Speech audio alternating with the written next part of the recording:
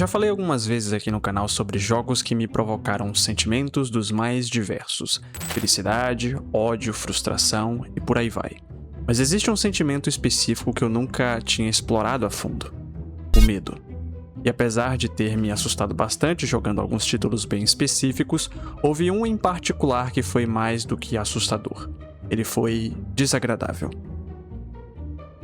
Posso dizer que a minha jornada nos jogos de terror começou oficialmente em 2013, mesmo já tendo tido contato com jogos que hoje podem facilmente ser classificados como terror, como Resident Evil 2, o original, ou o primeiro Dino Crisis. Nenhum deles havia despertado em mim o medo de verdade. O primeiro jogo que conseguiu isso foi o Slender: The Eight Pages. Apesar de extremamente simples, Slender conseguiu criar em mim um bloqueio mental absurdo.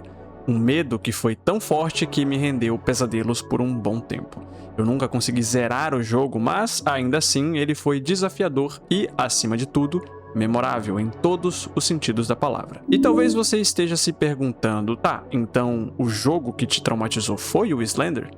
Bem, não exatamente. O Slender foi apenas o responsável por me levar até o jogo que realmente deu origem a esse vídeo. Em 2013, a internet era um lugar bem diferente, o hype ainda era o Facebook e eu passava mais tempo ali do que gostaria de admitir, consumindo postagens, joguinhos e todo tipo de conteúdo que o algoritmo me mandava. Até que, um dia, ele decidiu sugerir algo que eu definitivamente não queria ver: uma creepypasta. Esse tipo de história era extremamente popular na época e, no geral, eu lidava bem com elas. Já tinha lido de tudo: o cheat maldito do GTA San Andreas, Jeff the Killer, o próprio Slender, o jogador desconhecido do CS 1.6, mas nenhuma delas realmente tinha me causado desconforto ou medo. Era isso até eu conhecer o episódio banido de Chaves. A história começava de forma simples: um episódio comum de Chaves, as crianças brincando, seu Barriga cobrando o aluguel, a Dona Florinda culpando o seu Madruga por algo que o Chaves tinha feito, mas naquele dia específico algo estava diferente. A Dona Florinda dava seu tradicional tapa no rosto do seu Madruga. O golpe acabava sendo mais forte do que o normal, forte o suficiente para causar uma concussão. E com isso, o seu Madruga morria. A partir daí, tudo desandava. A Dona Florinda era presa, deixando o Kiko sozinho, o Chaves perdia sua única figura paterna, a Chiquinha ficava órfã e, para completar, havia uma conversa sombria entre o professor Girafales e o seu Barriga. Que tragédia horrível tivemos aqui, senhor Barriga. É verdade, professor. Eu deveria ter previsto que isso acabaria acontecendo. Qual foi a causa da morte? Seu Madruga foi boxeador na juventude. Os médicos disseram que por causa dos fortes golpes que levou na cabeça, acabou deixando a região fragilizada e com o afundamento do crânio. O tapa de Dona Florinda acertou bem nessa região. Ele teve hemorragia e faleceu por isso. Uma tragédia horrível. Sim, Quem cuidará dos preparativos do funeral? eu cuido de tudo. O senhor fica aqui com as crianças? Sim, naturalmente. Diferente de outras creepypastas, essa tinha algo especial: verossimilhança. O autor construiu a história com base em elementos reais do seriado, o que plantava uma dúvida incômoda na cabeça de quem a lia. E se isso pudesse ter acontecido de verdade? Eu não vou entrar em detalhes sobre o que acontece depois, porque o vídeo não é sobre a creepypasta em si, e sim sobre o que veio logo depois. Cerca de mais ou menos uma semana depois de conhecer essa história, eu tive contato com Dream Fallen, e toda aquela carga negativa veio junto: o desconforto, a sensação ruim, o medo.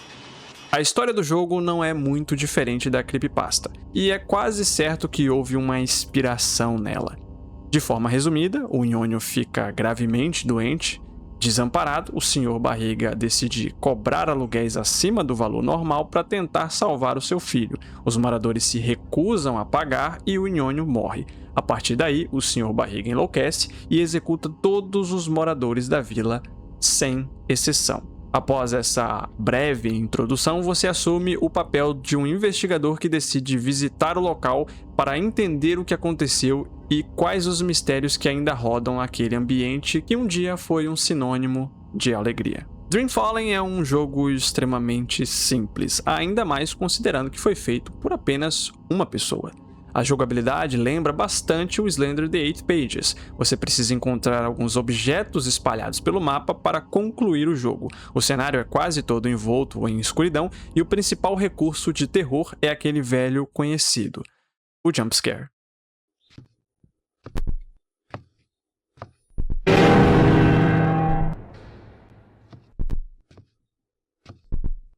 Hoje em dia, é fácil olhar para esse jogo e dizer que ele não tem nada de realmente assustador. Grande parte do medo vem da antecipação do susto, e quando você memoriza os pontos, o impacto diminui bastante.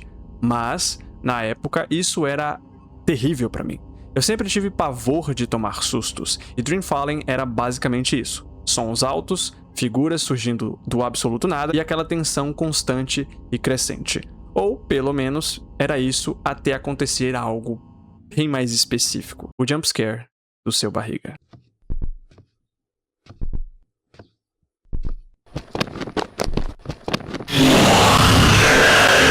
Sério, isso me traumatizou de um jeito tão absurdo que a minha mente acabou criando uma versão muito pior do que a real. A imagem completamente distorcida, o grito macabro, tudo aquilo foi amplificado pela minha própria imaginação.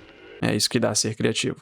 Eu revivia aquele momento repetidamente na minha cabeça, como um ciclo sem fim. O trauma foi tão grande que eu simplesmente não consegui terminar o jogo. Na época eu até convenci os meus amigos a tentarem jogar o jogo e todos eles zeraram, menos eu.